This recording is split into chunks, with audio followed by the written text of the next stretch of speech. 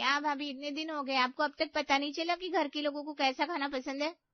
क्या हुआ ननद जी, कुछ कमी है क्या? मैंने तो हमेशा की तरह आज भी खाना बनाया था। क्या कमी है? नमक मसाले का कुछ पता ही नहीं।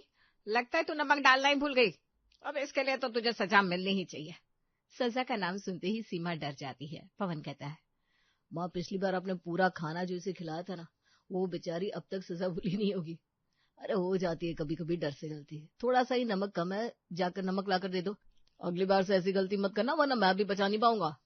पवन की बात सुनकर सीमा तुरंत रसोई में जाती है और नमक लाकर घर वालों को देती है। इसी तरह कुछ दिन बीत जाते हैं और शांति अपने छोटे बेटे के लिए भी रिश्ता देखने लगती है। ऐसे ही एक दिन उसके घर सुमित्रा आती है, जो सीमा को कभी बर्तन तो कभी पोछा तो कभी सबके लिए चाय बनाते देखती है। सीमा हर वक्त काम में लगी रहती है, जिससे देखकर सुमित्रा शांति से कहती है, तुम्हारी बड़ी बहू भी काफी संस्कारी है। मैं जब से आई हूँ बेचारी काम ही कर रही है।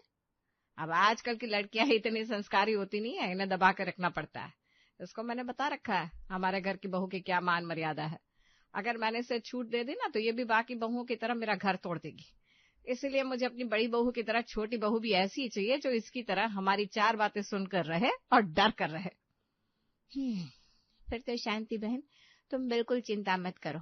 मैं जिस लड़की का तुम्हारे लिए रिश्ता लेकर आई हूँ वो इस घर के लिए परफेक्ट है, क्योंकि उसकी माँ सौतेली है और तुम जानती हो सौतेली माँ कैसी होती है। जब शांति को ये पता चलता है कि सुमित्रा जिस लड़की का रिश्ता लेकर आई है उसकी माँ सौतेली है, तो वो रिश्ते के लिए फौरन हाँ कर देती है। वहीं दूसरी तरफ सपना गली में किसी औरत से लड़ रही थी।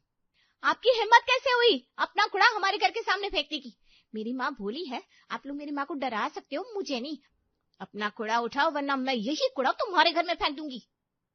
सुमन बहन, अपने इस नालायक बेटे की शादी कर दो, एक नंबर की लड़ाकू है। और कूड़े की बात, अरे मैंने कूड़ा अपने घर के बाहर रखा था, बच्चे या कुत्ते ले गए होंगे इस कूड़े को वहां पर। चलो आपने ये माना ना कि ये कूड़ा आपका है, वरना अभी कुछ देर पहले तो आप इस कूड़े को पहचानने से भी मना कर रही थी। चलो जल्दी से उठाओ। सपना उस औरत से इतना लड़ती है कि अर्चना मुंह बनाकर उसके पास आती है और अपना सारा कूड़ा ले जाकर अपने घर के कोने में रख देती है। जब शाम को गाड़ी वाला आता है तो कूड़ा फेंक देती है।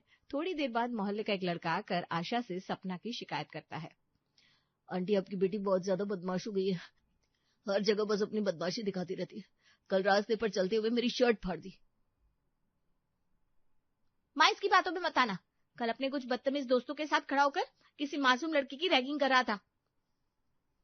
चुप हो जा, बिल्कुल चुप हो जा। तूने मेरे नाक में दम करके रख दिया है।